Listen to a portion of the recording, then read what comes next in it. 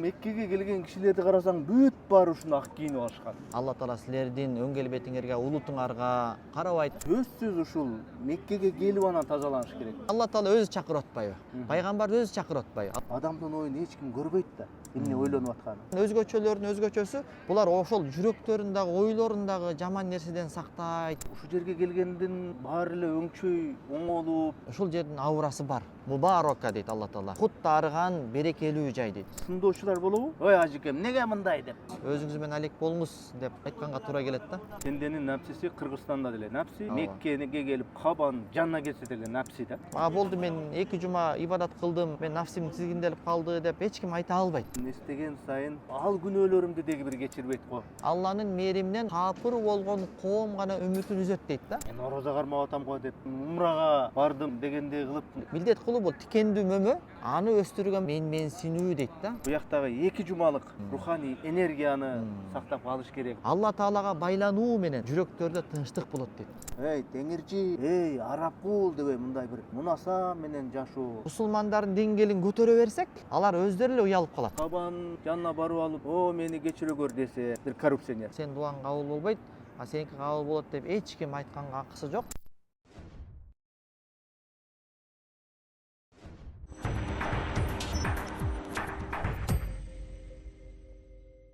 Ассаламу алейкум, арбаңыздар амансыздарбы, урматтуу көрүүчүлөр, урматтуу мусулман бир туугандар.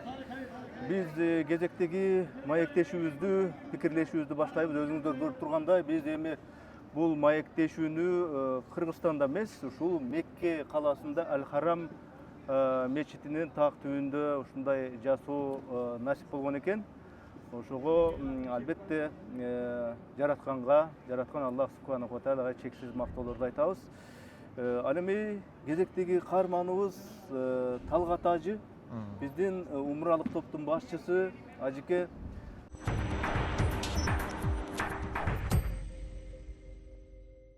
Жазира Travel сиздерди сооптордун айы Рамазан айында умра сапарына чакырат. Комфорттуу мейманканалар, даамдуу тамак-аштар, заманбап автобустар, тажрыйбалуу ажы башчы гид, 1 жылдык виза, бизден белектер, замзам суусу, ажылык сумка, чермей, жайнамаз, умра китепчеси. Мекке жана Медина шаарларында ар убакта биздин мыкты команда сиздин сапарыңыз натыйжалуу болушу үчүн кызмат кылат. Орундар чектелүү. Ушул телефонго чалыңыз: 0558 58 55 55. Жазира Travel. Умра ар бир үй бүлө үчүн.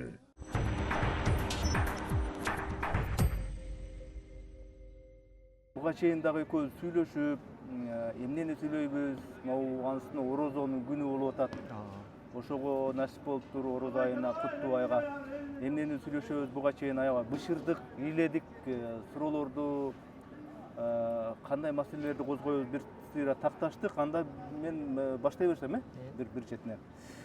Эми мына мен азыр ак кийим кийип турам. Муну өзүнүн аталышы менен айтканда ихрам деп коет экен. Ушул Меккеге келген кишилерди карасаң бүт баары ушуну ак кийинип алышкан.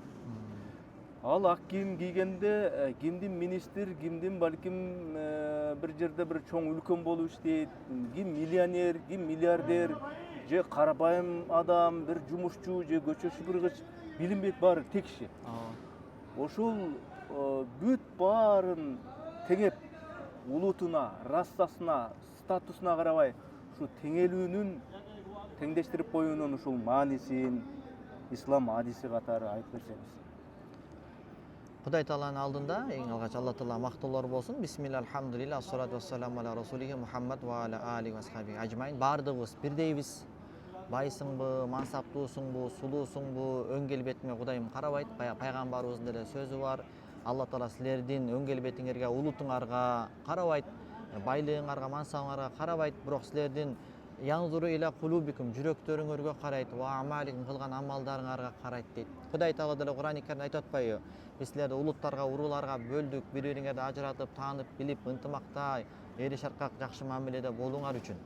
Анын аяттын уландысында инна акрамакум индаллахи аткакум, Кудай алдында силердин эң урматтуурааңар Кудайдан коркконуңар деп.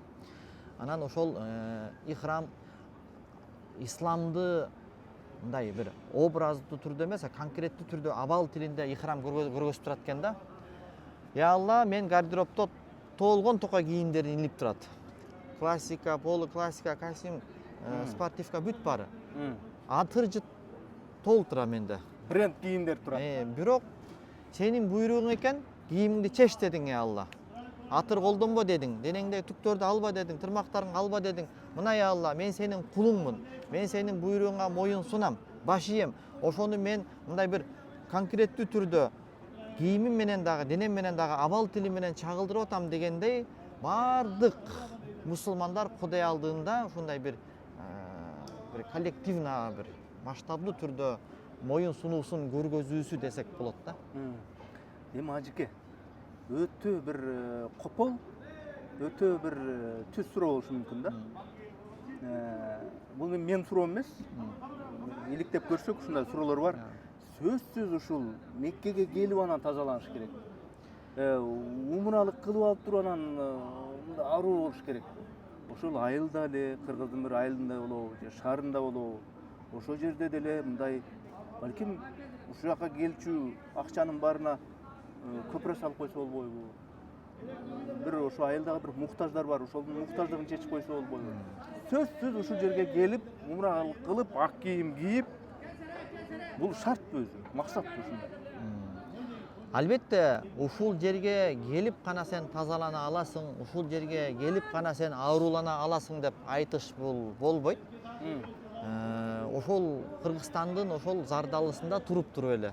Ушул Меккедеги адам жетпеген даражага ошол адам жетип кое алат.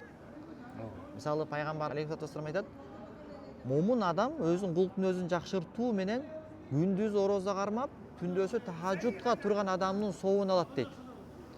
А түгүл керек болсо ушул жерге келип дагы бирок анын ыйманы, ыхласы тайкы болгон болсо, ал адамга караганда ыйманы, ыхласы туура болуп, ошол Кыргызстандын бир бурчунда турган адам бир азын оолак ибадат менен андан көбүрөөк соопко жетип кетет. Демек, тазалануу сөзсүз түрдө бир жерге, жайга, маканга каралбайт. Алла Тааланын Кудай берген кайсыл жерден адам жүрөгүн тазалап, ыйман, исламын арттырса, жакшыласа, ал оңолуп кете берет. Бирок бир канча өңүттөн караш керек. Мисалы Мухаммад Сайд Рамазан Бути айтат, эгерде сен ажылыкты өтөгөн болсоң, умраңды өтөгөн болсоң, эми кара дейт, эгер сен мүмкүнчүлүгү ошол Кыргызстанда бир маанилүү бир иште болгон болсоң, сен ошол иштен кетип кала турган болсоң, 2 жумалап, 1 айлап умрага, ажылыкка, сен буга чейин милдетиңди өтөп койдуң эле. Ошол жердеги адамдарга көбүрөөк зыян келе турган болсо, андай абалда сен келбей эле кой, ошол кызматыңды өтө, имамдыгыңды кыл, адамдарды агартуу иши менен алек бол, балким ошол сага көбүрөөк пайда алып келет деген пикирди мисалы ал аалым айтат. Эми доктор Салах Абул Хаш деген устаз болсо, эми бул жерде ал кененирээк айтат дагы, эми адам мүмкүнчүлүгү болсо, адал акчадан болсо, эгерде чыста фых менен алып карасак, биз ага жок, сен 1-2 жол бардың, кайра бара бербе деп тыя албайбыз дейт. Анан бул жерге келиш өзү негизинен максат десек деле болот. Анткени Алла Таала өзү чакырып атпайбы? Пайгамбар өзү чакырып атпайбы? Алла Таала Кур'ан-ы Каримде атиммул хаджа вал умрата лилля, ажылыкты жана умраны Алланын ыраазычылыгы үчүн келип аткаргыла, толук өтөгүлө деп атат. Бул жерге чакырып атат. Пайгамбар алейхиссалату вассалам Мединага чакырып атат. Ким мени өлгөнүм, аркы түбөлүктүү аламга кеткенимден кийин дейинчи, улуу затка ал сөздү айтпай эле коеюн. Мени зиярат кылса дейт, ал мени тирүү мезгилимде зиярат кылгандай дейт. Болсо башка бир сөзүндө кимде ким ажылык кылып, ушул куттуу жайга Меккеге келип, бирок Мединага келип мени зиярат кылбай кетсе, ал мага жафани, мерездик кылды дейт. Анда Алла Таала бул жайды мубарак, куттарган, жакшылыкты арттырган, худаллил аламин, адамзатка хидаят берген бир жер дейт. Ошондуктан бул жерге келиш максат, анткени Аллахтын жана пайгамбарыбыздын чакыруусу да. Мүмкүнчүлүгү жеткен адамга албетте. Эми насип кылып ушул орозо айындагы умралыкка биз мындай туш болуп отурабыз. Кичине элешип калдык дегендей. Иншаллах. Анан орозо жөнүндө сурайын деп атам. Бул орозо эми баягы напсин менен күрөшүү, напсини жеңүү, анча-мынча нерселерден тыйылуу, ушул өзгөчө айдачы.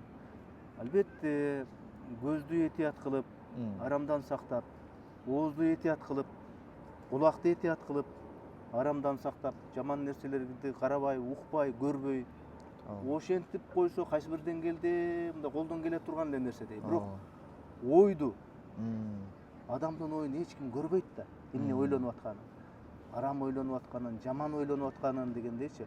Ошо ойду оңдоо, ойду түзө алып жүрүү боюнча диний адис катары кандай бир рецепттерди, кандай кеңештерди айтат элеңиз? Бул биздин ислам дининде эң оор абал ушул десек болот да. Эң оор иш ушул экен да. Кудайым ден соолук берсе, жаштык берсе, энергия берсе, намаз окуп коюш, ажылык кылып коюш, орозо кармап коюш, бул мүмкүн экен да. Иманда, исламда мусулмандарга эң оор иш ушул десек болот да. Пайгамбарыбыздын деле айтканы бар го, могул адам кирип келатат, могул адам бейиштик деди да. Дарат алып келаткан, сакалдарынан суу тамып атат. Экинчи күндө айттым, мына адам бейиштик деди. Үчүнчү күндө айтып бейиштик деди. Анан сахабалардан бирөөсү ошонун үйүнө барды. Аңдыды, үйүндө жашады, эптеп бир себептерди айтып. Эл катары эле кылат экен, өзгөчөлөгөн амал жок экен. Болгону кичине ары бери бурулганда Аллаху акбар деп коет экен. Анан аягынан айтты, кечирип кой тууган, мен ушундай, иштин жайы ушундай. Пайгамбар ушундай деди. Сен артык бир амалыңды көргөнүм жок, өзгөчө. Айтчы, эмне бир сырың бар дегенде ал билбейм деп деле билбей койду. Бирок токточу деп анан кетип баратканда айтты. Менин бир адатым бар, бир касиетим бар, мүнөзүм бар. Жатаарда бардык мусулманга болгон таарынычтарымды кечирип, жаман ойлорумду арылтып, бардык мусулмандарга жакшы ой күмөн менен жүрөгүмдү тазалап жатамын деди да. Десе баягы мен эмес, сахаба айтып атат. Биз ушуну кыла албай атпайбызбы деп атат да. Бул өтө оор экен. Намаз окуп коюш, Кудайым ден соолук берсе, жаштык берсе, энергия берсе, мүмкүнчүлүк берип койсо, намаз окуп коюш, орозо кармап коюш. Ал эмес ошол ыйык жайга келгенде, коем ыйык жайда жүрөм деп көздү сакташ, орозо болгондо орозом бузулуп калбайын деп музыка укпай, жаман нерсеге барбай, дене мүчөлөр сакташ бул оңой экен. Бирок имам Газали рахматуллахи айтмакчы, орозо кармаган адамдар 3 топко бөлүнөт дейт. Бирөөсү эң карапайымы дейт, жөнөкөйлөрү дейт. Булар ашказан менен орозо кармайт дейт. Көз, кулак, мурун баягы эле ушак, баягы эле клевета, ал бул. Экинчиси өзгөчөлөр дейт. Булар ошол дене мүчөлөрү менен да орозо кармайт дейт. Күнү көзүн сактап, тилин сактап дегендей. Анан өзгөчөлөрдүн өзгөчөсү булар ошол жүрөктөрүндөгү, ойлорундагы жаман нерседен сактайт деп атпайбы? Ошондуктан шариятыбызда мусулманга жаман ой күмөн болуш бул күнөө. Алла Таала Кур'ан-ы Каримде иштанибу кафиран миназ-зон. Мусулмандарга өзгөлөргө жаман ой күмөндө болудан сактангыла. Инна ба'даз-зонни исм. Ошол кээ бир жаман ой күмөндөрүңөрдүн өзү күнөө деп атат. Пайгамбарыбыз мусулманга жаман ой күмөн кылып коюу бул күнөө, анын кафараты, штрафы мусулманга жаман ой күмөн келип калса, Аллахумма ла яти бил хасанати илля ант, о жараткан, жакшылыкты сен гана алып келесиң да. Ва ла язхабу бис сайяти илля ант, жамандыкты сен гана кетиресиң. Ва ла хаула ва ла куввата илля бик, жакшылыкка күч кубат, жамандыктан кутула күч кубат сенин жардамың менен гана болот деген сөздү айткыла деп атат. Кээ бир учурларда шайтан бат эле азгырып турат да. Досуңа мисалы телефон чалсаң, бир албай койсо, мейли 2 албай, 3 жол чалып, 3 жол албай койсо, уже жаман ойлор каптап баштайт да. Бул мени эмне игнор кылат, мени сыйлабастыгы, кенебестиги депчи. Атүгүл эмоцияң менен агрессия кылып, баягы досуңа бир тишиңден мүмкүн. Бирок ал досуң кечирип койчу, мен ошол убакыт уктап калыптырмын. Телефонум без звукка коюлуп калыптыр. Ошол убакта алапайым таппай кыйын акыбал болуп калды дегенде, өзүң эле жаман болуп, начар адам экениңди ошол жерден билип каласың да. Ошондуктан улуу бир алымдын айткан сөзү бар, Саид Нурси рахимахуллонун. Ар нерсени карап, жакшы жагын көрө алган адам гүзел көрөн, гүзел түшүнүр. Ар нерсенин көркөм жагын көргөн адам көркөм түшүнөт дейт. А көркөм түшүнгөн адам жашоосунан лаззат алат дейт да. Ажыке, могу жерде умралык топту коштоп жүрөсүз, мындай нерселер далай жолу практикаңыздан өттү. Адамдын кулк мүнөзү, могу умрада жүргөндө да ар кандай адамдар келет. Ошонун баарын көрө берип, баягындай психолог деле болуп бүтсөңүз керек. Ушу жерге келгендин баары эле өңчөй, оңолуп, мурдагы адаттарын коюп, эми албетте умрадан кеткенден ар биринин артынан жүрбөйсүз, оңолбоду. Бирок негизинен мына жалпы тенденция иретиндечи, оңолуп кетишеби чындап эле, же болбосо жөн эле уулу же кызы ошол жанагындай умралык жанагындай сертификат кылып эмне ошо алып берип койгон үчүн эле айласы келип анан турист катары келип турист катары кетип калышабы мындай байкооңузда? Мындай байкоомдо мен 2019 бери ушул тармакта келатам. Мына быйыл 7-8 жыл кетип баратыптыр. Негизинен жалпы адамзатка пайда да. Мисалы башыман өткөн нерсе айтсам, келип ушул жерге келип 5 вакыт намазын баштап кеткендер көп. Ушул жерге келип жолук салынып намаз окуп калган кыз келиндер көп. Аура башка го дейт. Ушул жердин аурасы бар. Аурасы анткени Алла Таала айтып атпайбы бул жерде? Мубарака дейт Алла Таала. Кут арыган берекелүү жай дейт. Худаллил аламин, адамзатка хидаят бере турган жер дейт. Өзүнүн бир руханий аурасы бар. Ошондуктан пайгамбарыбыз бул жерде окулган бир намаз өзгө жерлердеги 100 000 намаздан артыгыраак деп атат да. Бул жерге келип, апай мен пиво ташып иштейм, ошону таштайын. Мен арак ташып иштейм, арагымды таштайын.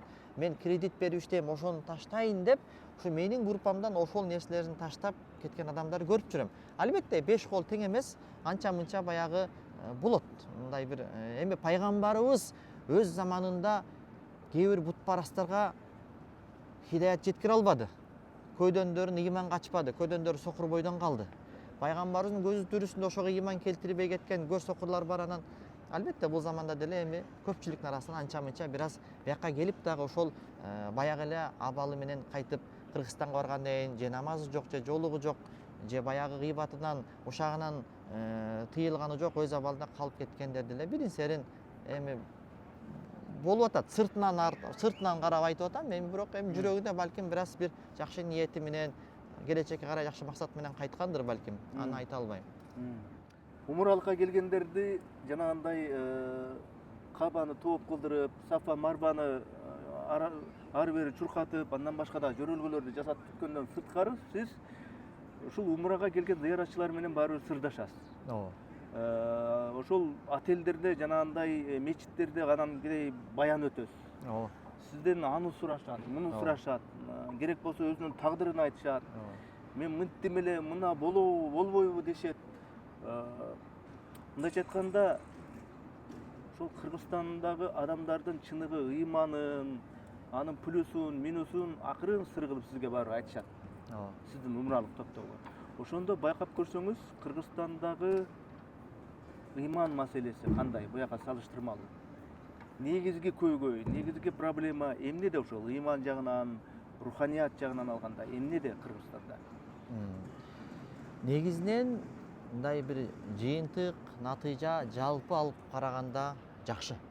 Кудайга шүгүр, жаштарыбыз кичине эмгекке умтулуп, арактан алысыраак болуп, ата-энелерин сыйлап, ата-энелерин умрага жөнөтүп, жаштар негизи эле ыйман, исламдын жалпы бардык муунда өсүүсү жакшы. Ал эми бир аз кемчилик баягы биз тирүү жанбыз да. Тирүүлөрдүн тирүүсүбүз да, өсүмдүктөр тирүү, андан кийинки тайпа даража, бийигиреги жаныбарлар, анан биз мисалы. Бул тирүү нерсе өсөт же ылдыйды көздөй түшөт. Ал таш эмес бир абалда тура тургандайчы. Жөнөкөй эле өсүмдүккө эгерде суу куюлбаса, күн тийбесе ал кургап чирип калгандай эле. Эгерде момун мусулман ыйманын зарядтап турбаса, рухуна азык берип турбаса, намазы, ибадаты жөнөкөй эле бир адат болуп калат. Анын намазы деле адамды күнөөдөн тыя тургандай бир деңгээлде болбой калат. Ошол ыйман, исламы деле мындай бир жөнөкөй бир намаз окуган адамдан айырмасы жоктой эле болуп калат. Ошондуктан 5 вакыт намазга барат, үйгө келди. Намазын окуйт, үйгө келди. Мындай бир руханий мына жерде байытуу аракети жоктук кичине көбүрөөк байкалгандай да. Илимге умтулгандар азыраак. Мисалы ошол бизде Бишкекте, Централь мечитте, борборлордо алымдардын сабактарын кууп уккандар аз. YouTube'дан көбүнчө ошол YouTube бул Алла Тааланын чоң бир белеги да интернет. Бул белек тууралуу сураласың дейт кыямат күнү. Пендем сен кечке эле комедия, көңүл ачууну эле көрө бердиңби? Ошол жерден эмне деген алымдардын серия илимий сабактары бар эле. Ошолорду угуп, конспекттеп, жазып, руханий өнүкпөйт белең, өспөйт белең деген суроо болсо кандай болот мисалы? Ошол баягы илимге болгон умтулуу аз болгондуктан ошол көпчүлүк элдин балким мындай бир намазы мындай бир адат сыяктуу болуп, мындай бир илимге умтулбай, ихсандан бир алысыраак болгондугу Кыргызстанда кичине бир аз айып да, баягындай кемчилик. Илимге умтулуу дагы артса деген сөз да. Кечиресиз, ушулерди айтып коеюн. Мисалы, Кыргызстанда эле эмес, даже бизден ошол иман исламда 1000 эсе алдыга кеткен Шам мамлекетинин борбор болгон Сирия, Дамаскта Мухаммад Саид Рамазан Бути рахимахулла айтат, менин жаш кезимде дейт, соодагерлер күндүзү адал эмгек менен аракет кылган соодагер болсо, кечинде бардыгы өз районундагы мечиттердеги устаздардын алдында аттахиятка отурган талип илимдерге айланат эле дейт да. Күндүзү соодагер, кечинде дин илимин үйрөнгөн талип илим эле дейт да. Бүгүнкү күндө абал андай болбой калды деп атат. Анан эми ошакта ошондой абал болуп аткандан кийин бизде андан дагы бир аз ылдыйраак да. Анан умуралыкка келгенде сөзсүз мындай бир адамдардын категориясы болот. Сөзсүз сындашат. Эмне үчүн исламыңда китебинде мынтип турат, шариятта мындай болуш керек деп турат. Бияка келсем, буларың өздөрү мындай экен. Эмне үчүн моундай деп жазылган, жашоодо мындай деп келгенге чейин сындашат. Менимче эми баары дебем, кээ бир алымдар ошондой сындагандарды жаман көрүшөт. Менимче ал сындагандарга татыктуу деңгээлде аргумент айтып, түшүндүрүп, аларды жаман көрбөй, мына ынандыруу керек го деп ойлойм да. Негизинен ошондой сындоочулар болобу? Умуралык сиздин жамаатыңызда. Ой ажыкем, эмнеге мындай деп. Айрыкча жана атеисттик СССРди көрүп калган муундагылар кантип сындашат, эмне деп сындашат көбүнчө? Анан эмне деп сиз мындай негизинен жооп бересиз? Мындай аябай көп дебейм, бирок азма аз болот. Анан азчылык болот. Азчылык дагы кечке эле сындай бербейт. Мындай аз-аздан айтып коет, Талгат булар мындай дасторконду аттап кетишет экен, булар мындай экен деп биздин маданиятка терс келген жерлерин көрүп, азын олак айтып турушат. Анан эми аларга байке 5 кол тең эмес, бул жерде эми бир үйдөн бир састыкы чыгат деп коет. Анан ушунча 2-3 миллион адамдын арасынан кантип эми баам парасаты төмөн адам болбосун? Бул жерден андай нерсеге биз көңүл бура турган болсок, сапарыбыз кичине бир аз түшүмсүз болуп калышы мүмкүн. Өзүңүздүн руханиятыңыз менен, өзүңүздүн Алла менен болгон байланышыңыз менен алек болуңуз, адамдардын кенжиттерине көңүл бура берсеңиз, ар бирөөрүнө акыл насаат айтып, нотация айтам десеңиз, 3 миллион адамдын кай бирине антип бүтөсүз, өзүңүз менен алек болуңуз деп айтканга туура келет да. Эми напси деген пенденин напсиси Кыргызстанда деле напси, Меккеге келип кабан жанына келсе деле напси да. Ошол напсини айрыкча ушундай ыйык, ушундай бир аруу жайга келгенде канткенде мындай түздөп, убактылуу эмес, мындай туруктуу түздөп кетсе болот адам. Ошол боюнча негизги бир кеңештерди айтсаңыз. Алла Таала Кур'ан-ы Каримде айтат атпайбы, баягы "Ва'буд раббака хатта я'тиякал яқин". Сага өлүм келгенге чейин эгеңе сыйын, жалбар, мээнет кыл. Ушул сыноо майданында нафсиңе каршы, шайтанга каршы күрөш өлүм келгенге чейин дейт да. Бир дагы адам болбойт экен пайгамбарлардан башка. Мен нафсимди жеңип койдум, болду, мен нафсимди тизгиндеп койдум деп анткени себеби иннан нафса ла аммаратун биссу, нафсиге ишенип болбойт. Бул өлгүдөй адамды ушунчалык күчтүүлүк менен көз ирмем сайын жамандыкка үгүттөп турат дейт. Ошондуктан бул жерге келип, болду мен 2 жума ибадат кылдым, мен нафсим тизгинделип калды деп эч ким айта албайт. Түгүл өмүр бою ибадат кылып дагы мен нафсимди тизгиндеп койдум деп айта албайт. Өмүр бою ошол бир устаздын этегин кармап, же болбосо ошолордун китептерин окуп, же болбосо бир ыймандуу бир чөйрөнү, досторду күтүп, ошолор менен сухбатташып, маектешип, ушундай бир ыймандуу чөйрө менен устаздарды этегин кармап, адам нафсисин тизгиндеп, ыйманын бекемдеп турса болот. Эгерде ыймандуу чөйрө жок, ага күч кубат бере турган коллегалар жок, достору жок, жалгыз эле жүрө берет. Анда баягы хадистегидей шайтанга жем болот. Же болбосо бир устаз тутпайт. өзү менен өзү болуп эле мен намазды окуп атам деп эле ошого эле канааттанып ошого эле ыраазы болуп эле намаз үйү болуп эле бирок жанакындай бир илимий жаатта өзүн өнүктүрбөсө устаз тутпаса бир ыймандуу чөйрөнү менен чогуу болбосо анда ал адам абалы кыйын эле болот. Көпчүлүк адамдар ушул Меккеге келгенде умралыкпы же ажылыкка келгенде эми баягы ойноп келбейт, жөн эле келбейт.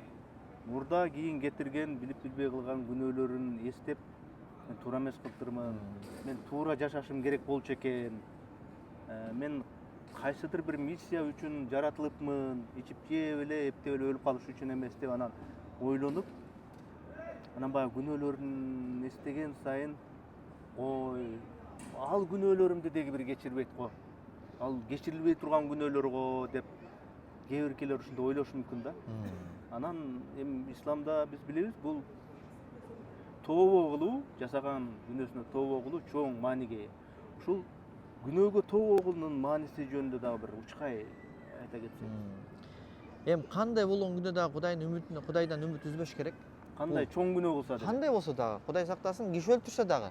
Алла Таала Кур'ан-ы Каримде Фуркон сүрөсүнүн эң акыркы бетинде кимде ким киши өлтүрүп, зына кылып, ушундай бир чоң күнөөлөрдү санайт, ошолорду кылып алды.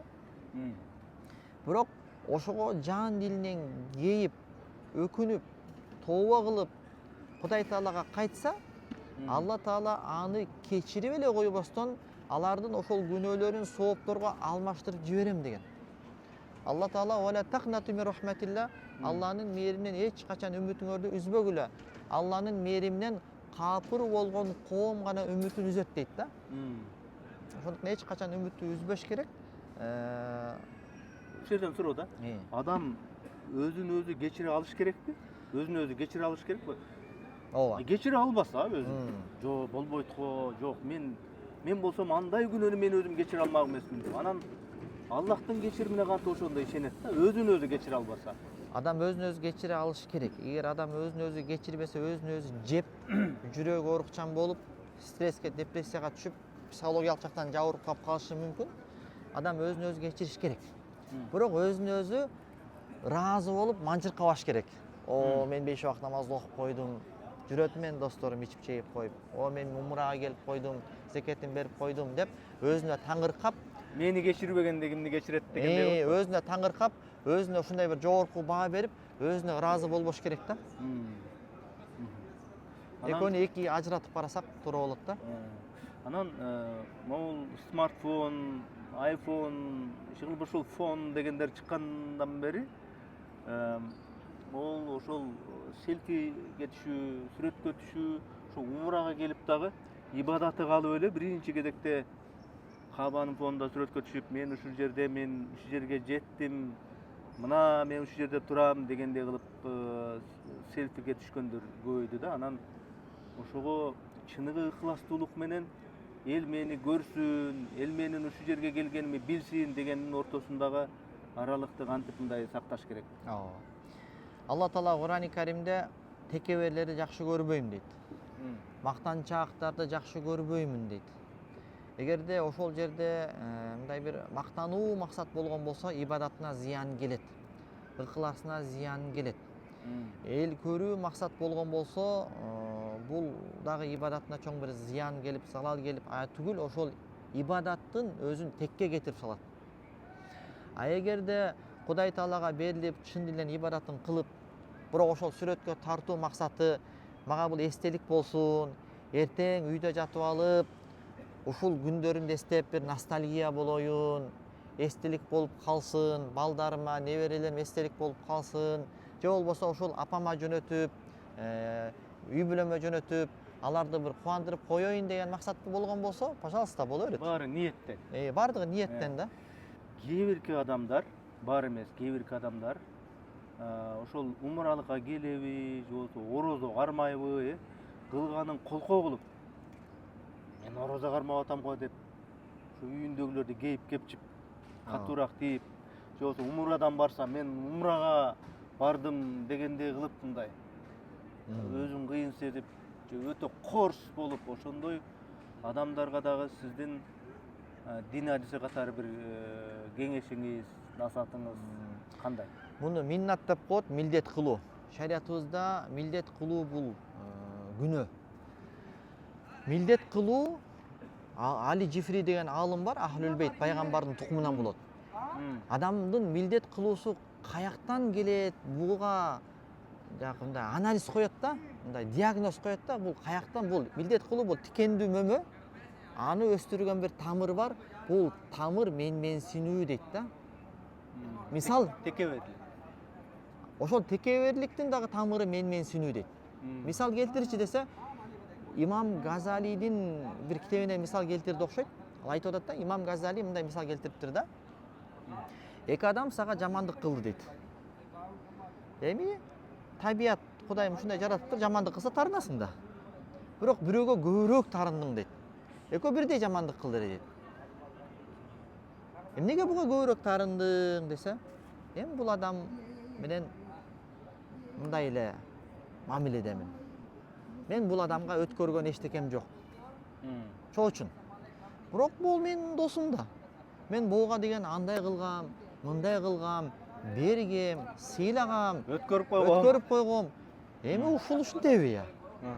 Деп тарынып атканың дейт. Демек, кезегинде ошол досуңа жакшылык кылып атканда, сен ошону милдет кылгансың дейт. Өзүң Аллахтын аты менен эмес, өзүңдүн атың менен жакшылык кылгансың дейт. Мына досум 10 000 сом деп атканда, бул мүлк Алланыкы. Алланын мүлкү. Бисмилла деп Алланын аты менен берген эмессиң, өзүңө таандык кылып коесуң дейт. Бул менин мүлкүм депчи. Ошол менменсинүү деген бул эмне десе, Али Жифри айтат, Кудайым сага берген жакшылыкты, байлык болобу, мансап болобу, ырыскы болобу, ошону Кудайдан деби, Кудайдан деби, менден деп, ошонун булагын өзүм деп билип алганыңда, ошол менменсинүү деп аталат дагы, анан ошол менменсинүүдөн анан текеберлик өсүп чыгат, ошол менменсинүүдөн анан милдет кылуу өсүп чыгат дейт да. Ажеке, буяка келгенде, умралыкка келгенде адамдар бир 2 жумадай болот экен, анан кадимкидей чындап эле жанагы анча-мынча атеисттик тоорду көрүп калган кишилер деле мындай ойлонуп, ушундай чөйрөдө жүрүп бир ошолордун сөзүн угуп, ушундай бир териси кара, териси сары, монголоидтери, европеидтери, Кытай, Корейси, Шыгылып Африка бүт баары көрүп, баарын бир жерден көрүп, өзүнчө жок дегенде ошолорду көрүп таасир алат экен да, анан башкача болуп балкып, баягы анча-мынча дүйнөнү унутуп, анча-мынча жана проблемаларды унутуп, 2 жума тим эле балкып жүрөт экен да. Анан Кыргызстанга барып эле баягы көйгөй башталат, жумушуна аралашат, баягы эле ак кара, баягы эле күрөш тиричилик. Анан канткенде ошол баягы буяктагы 2 жумалык руханий энергияны сактап калыш керек ошо бойдон. Мухаммад Саид Рамазан Бутиден улуу бир алым өткөн да. 2013-жылы муну террористтик уюм жардырып кетти. Аны менен кошо 70 адам шейит болуп кайтыш болду. Курандан сабак берип атып, тарыхый бир мечиттен жан таслим болду, шейит болду да. Ошол адам айтат, күндөрдүн бир күндө Сириядан Химс шаарына барып калдым дейт. Химс шаарында Алланын кылычы аталган, пайгамбарыбыз атаган Сайфулло Халид ибн Валид деген сахаба коюлган. Ошол адамдын атынан курулган мечит бар экен. Ошол мечиттен чыгып келатсам, бул адам эми убайым тартып жүргөн, үммөттүн жүгүн желкесине көтөргөн алым да. Бир дервиш дейт. Дервиш дегени оолуя десең оолуя окшобойт, бомж десең бомжго окшобойт, сырдуу бир киши да. Ошол мени карап туруп, мени убайым тартып, мындай маанайым жок эле дейт да. Эй баланча, сен эмнеге капалуусуң? Биздин эгебиз бар го, деп ушунчалык ошол сүйүнүчтөн мас болгондой билебейин дегенчелик анан узап кетти. Ошондо мага Курандагы аят бияка келди дейт. Аллаху маулаллазина аману, Аллах ыймандуулардын досу. Аллах ыймандуулардын эгеси, ал эми капырлардын досу жок депчи. Демек, ошол Алла менен болгон байланыш адамга жүрөгүнө тынчтык берет экен. Баягы бул телефонду, ошол iPhone болсо, ошол фабрика, завод бүт ичагарын билет да. Ар бир тетигин билет. Биз Алла Тааланын чыгармасыбыз, Алла Тааланын санатыбыз. Алла Таала биз тууралуу Куранда ала би зикриллахи татмаиннул кулуб, көңүл бургула, Алланы эстөө менен, Алла Таалага байлануу менен жүрөктөрдө тынчтык болот дейт. Ошол Алла менен болгон байлануу жакшы болсо, жумушта жүрүп деле ар абалда пенде мындай бир таттуулукту сезе алат. Бирөөнүн коргоосунда экендигин билип, мындай бир жаны жая алат. Жүрөгүндө рахат болот да. Алла менен байланыш керек. Ошондо ушул жерде тынчтыкты Кыргызстанда деле таба берет. Мынау дин маселесине келгенде, ислам дини маселесине келгенде, кыргыздардын ушул руханий диний түшүнүгү маселесине келгенде бир талаш бар.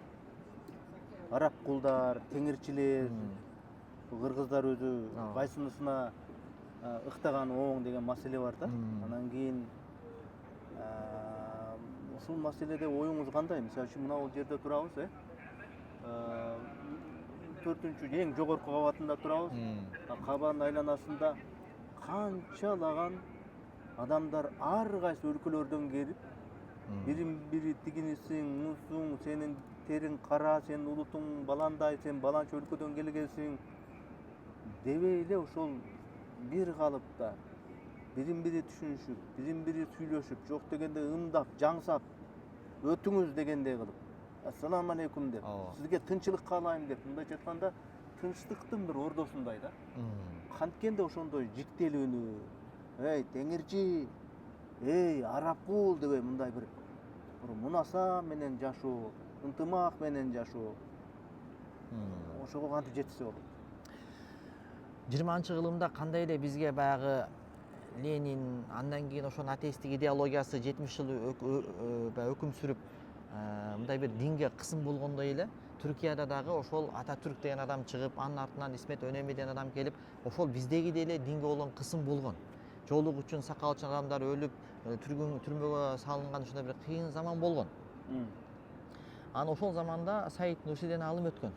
Ошол аалым айтат, эгерде ошол ыйманга болгон кызмат үчүн аны түрмөдөн түрмөгө салып азабын кылгы беришкен да.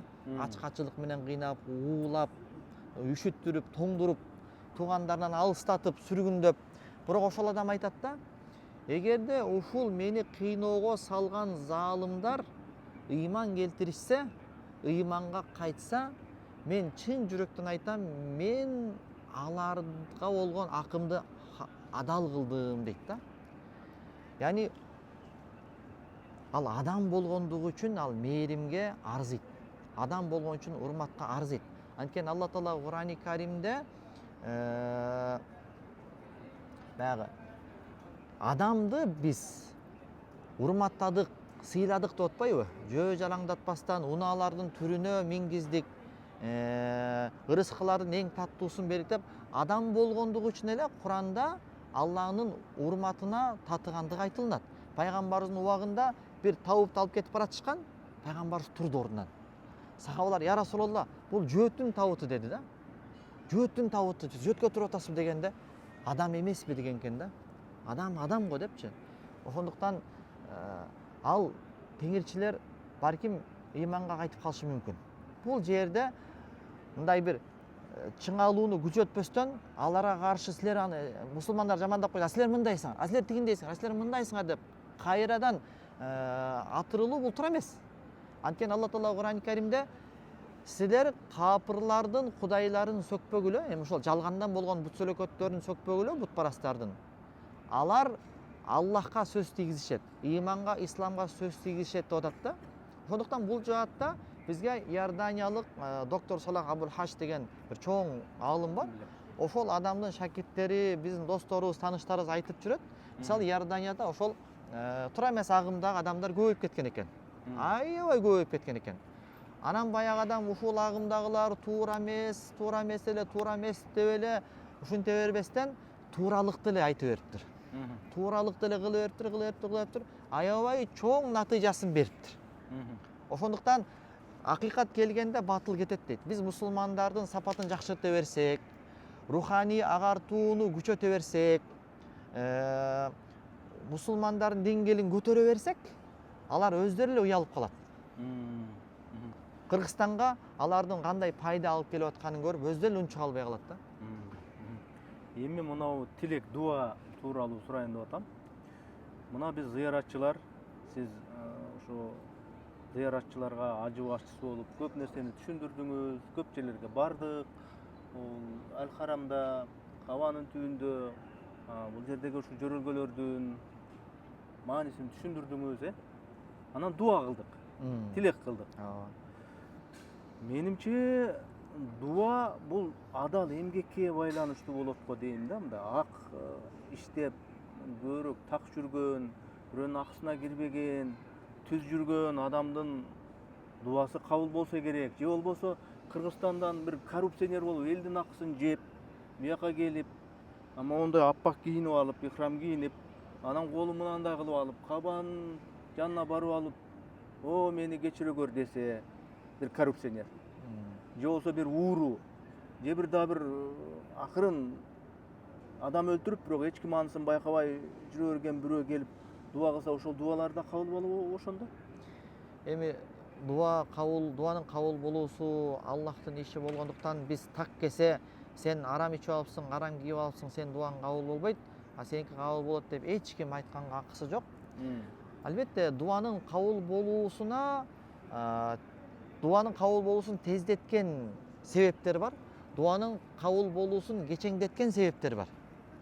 Мисалы, тездеткен себептер баягы дуа кылып атып, ортодон пайгамбарга салават айтып турса, баягы приправа тартып атканда жүрбөй калганда чеснокту, перести кошсок, анан баягы суюктук жүрүп кеткенде эле дуа кылып атып ортосунда пайгамбарга салават айтып, аягында салават айтып койсо, баягы дуа кабыл болот дейт. Мисалы, ошол дуа кылып атканда Алла Тааланын көркөм ысымдарын айтса да дуа кабыл болот дейт. Айтор, биягынан дагы жакшы себептер бар, анан тескерисинче дуанын кечеңдеткен да себептер болот дейт. Мисалы, тууганың менен жаман угушуп кеттиң, бет карашпай калдың. Хадистерде келет, дуа кылса, анын амалдары, дуалары асманда такалып туруп калат дейт. Периштелерге айтат экен Алла Таала, бул пендемдин амалдарын, дуаларын кечиктирип тургула. Тууган менен элдешсин, анан элдешкенден кийин кабыл кылгыла депчи. Жоксо хадисте келет, бир пенде чачы уйпаланган, кийимдерин бардыгы чаңдаган, озгон, арткан, баягы сапарда жүрүп аябай кыйналган, анан Алла Тааладан жалбарып дуа кылат, бирок анын ичкени, жегени, кийгени арам болгондуктан дуасы кечиктирилет дейт да. Ошондуктан мындай бир дуаны кечеңдеткен кабыл болуусун себептер болот. Мына ошол себептерге кирип калышы мүмкүн жанакы коррупционер адамдын кылган дуасы. Бирок дагы бир нерсе бар. Алла Таала Кур'ани Каримде "Удууни астажиб лакум", мага жалбарып дуа кылгыла, мен жооп беремин деген. Бир убакытка, жайга, датага байлаган эмес. Могул убакытта жооп беремин, анан мына жайда жооп берем деген эмес. Абсолюттук түрдө кайсыл жерден, кайсыл убакыттан дуа кылгыла, мен жооп беремин деген. Анан биз айтып атабыз, Кабанын жанында дуа кылсаң мустажаб, биз эмес, китептерде алымдар айтып атат. Сафа Марвада дуа мустажаб, дуа кабыл болот. Тиякта дуа кабыл болот, биякта дуа кабыл болот. Дуа 24 саат бул кабыл, Кудайым абсолюттук түрдө айтканго, бунун эмне мааниси бар десе, Мухаммад Саид Рамазан Бути рахматулла айтат, ошол дуаны кечиктирген себептер болот го дейт. Тууганың менен урушуп кеттиң, же болбосо дуа кылып атканда сенде кайдыгерлик басты, концентрация болгон жок, же бир арам аралашып кетти сенин мүлкүңө. Ошол себептер жанакы жайдын берекеси менен, убакыттын берекеси менен, же болбосо ошол берекелүү заттардын берекеси менен анан кабыл болуп кетет дейт да. Ошону бир мустажаб деп түшүнсө болот деп айткан бир жери бар. Мен дагы бир жолу кайталайын, биздин бул подкаст орозо күндөрүндө ушу чыгып атат. Анан ушул орозо күнүндөгү кылынган дуа да өзгөчө болобу? Өзгөчө статустабы ошондо? Ооба.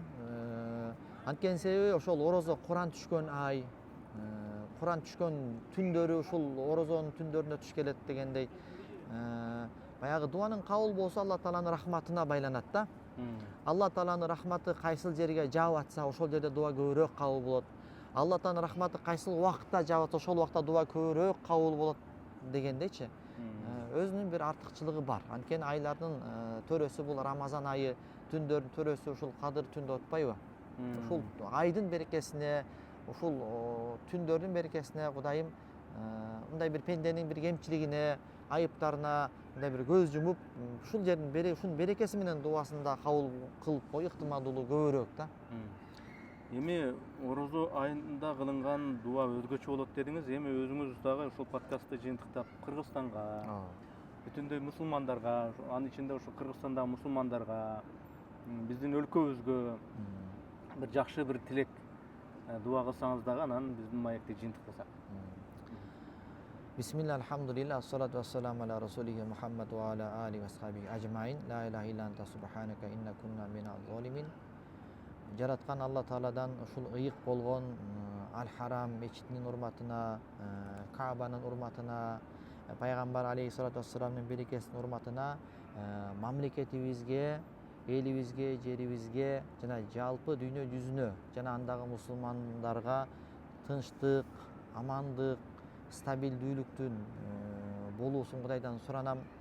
Бир аалым айткан экен, эгерде Кудайым бир дуага гана мүмкүнчүлүк берем дегенде ошол дуаны мен падышага арнамакмын. Анткени менин оңолуум бир менин радиусумдагы бир 20-30 адамга, 100 адамга таасир берет.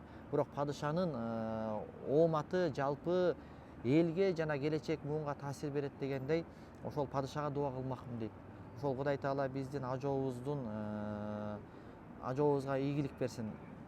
Анткени анын ийгилиги биздин элдин келечектин ийгилиги, кадамдарын туура багытта кылсын. Өзү колдосун, өзү жолдосун, убазет жакшы, кан жакшы дейт. Падышабызга жакшы кеңеш кептерин берген, элин сүйгөн, жерин сүйгөн, ишин билген адамдарды анын жанына жардамчы кылып, көмөкчү кылып жөнөтсүн. Ички душмандар бар, сырткы душмандар бар. Ошолордун жаман тузагынан, жаман айласынан элибизди, жерибизди, журт башчыларыбызды, анын сап башында ажообузду ошолордун жаман айласынан сактасын. Кудай Таала мамлекетибизди, элибизди, жерибизди, тилибизди, дилибизди ички сырткы душмандардан сактасын. Дүйнө жүзүндөгү мусулмандарга ынтымак, ыззат, биримдик берсин. Амин. Мамлекетибизди руханий жактан дагы, материалдык жактан дагы алдыга чыккан эң бир алдыңкы мамлекеттерден кылсын. Кудай Таала ошол баардыгыбызды ошол убакыт сааты келгенде ыйманыбыз менен, исламыбыз менен алсын, солих адамдардын катарына кошсун. Alhamdulillah, assalatu wassalamu ala rasulih Muhammad wa ala alihi wa sahbihi ajmain bi rahmatika ya arhamar rahimin. Алгат ажы, атайын убакыт бөлүп, атайын ушуга ниет кылган экенбиз. Тияктан тарталы, бияктан тарталы болуп акыры ушу жерге насип болгон экен. Ар бир нерсе Аллахтын буйругу да. Экөөбүздүн ушу жерде отурганыбыз дагы, сүйлөгөн сөздөрүбүз дагы бүт бар буйрук экен. Бир чети мен да сыймыктанып атам. Рахмат. Рахмат атайын ушу атайын убакытты бөлдүңүз. Сиздин дагы бул жерде иштериңиз көп. Түнү дагы, күнү дагы милдетиңиз, вазифаңыз сиздики өзгөчө дегендей. Анан ушу биздин көрүүчүлөр биздин ушул маектен өзүнө керектүү бир пайдасын алды деп үмүт кылам. Орозо айында кыргызстандыктардын деги эле ушул мусулмандардан туткан орозосу кабыл болсун. Ассаламу алейкум ва рахматуллахи ва баракатух. Ва алейкум ассалам ва рахматуллахи ва баракатух.